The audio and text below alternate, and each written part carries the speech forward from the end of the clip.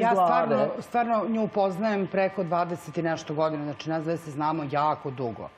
Znači ovo je žena koja je mene jednom digla iz mrtvih. Evo ja ovo sad prvi put izrevoltirana sam pa sam povučena za jezik da tako kažem. Znači to je to. Znači možete biti koliko god hoćete dobri. Dovoljno je nečije zavis, nečije ljubomora, nečije što se mirno budite ujutru. Ljudska psiha doseže da ne možete poverovati dokle. I da krene da vam to remeti, a to je onda rađanje ili već čemu sve, ja sam pričala, ja se ne razumem u te njihove rabote, što bi rekli Kopčani. Poslala 1000 ljudi kod mene koji se javi. Jesam, stvarno sam poslala, pazite. Znači ljudi, ja imam i svoje stalne klijente koji godinama dolaze kod mene, ali je bilo zaista dosta ljudi gde sam rekla zaista postoji. Ovo ne, znači što bih ja sad nekog vukla, uzimala mu pare ili ne znam šta, znači ona će to uspjeti da reši.